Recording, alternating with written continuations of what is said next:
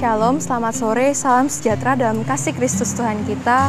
Pada kesempatan sore ini kembali lagi bersama saya, Michela Jesslyn, dan saat ini saya sedang berada di Joglo Lariso. Kita akan membahas Katekismus Heidelberg pertanyaan yang ke-21 dengan bunyi pertanyaan, apakah iman yang sejati itu?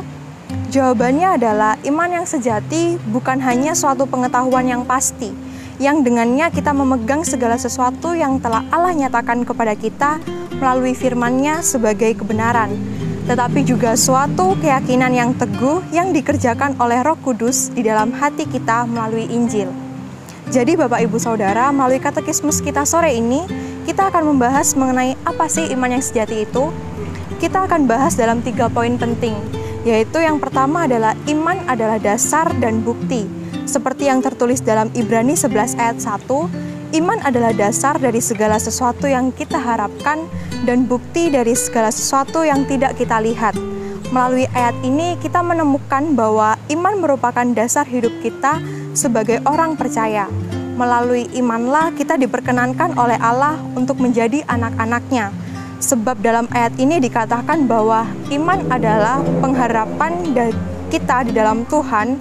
Bahkan juga iman itu disebut sebagai bukti dari apa yang tidak kita lihat.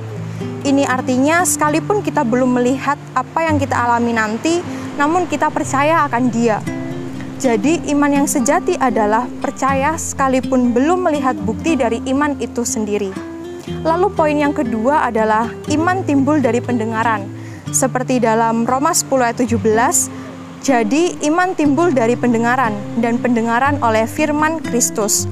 Lalu dalam Roma 1 ayat 17 juga dipertegas, sebab di dalamnya nyata kebenaran Allah yang bertolak dari iman dan memimpin kepada iman. Seperti ada tertulis, orang benar akan hidup oleh iman.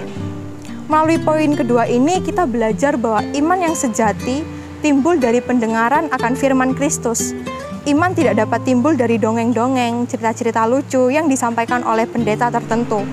Namun dalam ayat ini jelas bahwa iman timbul dari pendengaran akan firman Tuhan. Iman yang sejati itu bertolak dari kebenaran firman Tuhan, bukan dari hal yang lainnya. Dasar kita percaya kepada Tuhan ialah firman Tuhan.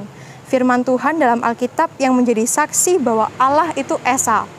Allah itu benar, Allah itu mulia, Allah itu ajaib, perkasa, dan lain-lain. Jadi jangan mengaku sebagai orang beriman, orang yang memiliki iman, tapi tidak suka baca firman, jarang ibadah. Ini harus menjadi perhatian utama kita sebagai anak Tuhan. Contoh lainnya tentang masalah iman yang harus menjadi perhatian kita bersama, yaitu banyak orang Kristen yang mempergunakan ayat-ayat tertentu sebagai jimat, sebagai ayat pegangan, dengan alasan beriman. Saudara, ini sebenarnya tidak menjadi persoalan yang begitu penting, namun akan menjadi masalah jika hanya ayat-ayat tertentu saja yang dipegang dan menghiraukan ayat-ayat Alkitab yang lainnya. Kita tahu bersama bahwa ayat-ayat Alkitab memiliki satu kesatuan yang tidak dapat dipisahkan. Jadi sebagai pembaca firman yang baik, jangan pilih ayat-ayat yang cocok dengan diri sendiri, seolah-olah sedang memilih pakaian di toko. Yang bagus yang akan dipilih, yang jelek tidak dipilih. Ini merupakan sebuah contoh kasus yang kecil, namun berpengaruh besar dalam kehidupannya sendiri maupun orang lain, bahkan generasi penerus gereja. Lalu selanjutnya, poin yang ketiga adalah jangan hanya beriman, kita juga harus kerja. Seperti yang tertulis dalam 1 Tesalonika 1 ayat 3, sebab kami selalu mengingat pekerjaan imanmu, usaha kasihmu, dan ketekunan pengharapanmu kepada Tuhan kita Yesus Kristus di hadapan Allah dan Bapa kita. Dari ayat ini kita mengetahui bahwa iman bukan hanya berdiam diri dan berkata, yang penting percaya, Tuhan pasti tolong. Ini pernyataan yang bagus, tapi tanpa disertai dengan kerja keras, ini akan menjadi sia-sia dan percuma, bahkan menjadi salah, jikalau dipandang dari sisi kebenaran firman Tuhan. Jadi saudara yang diberkati Tuhan, iman yang sejati itu bukan action yang nyata dalam hidup kita.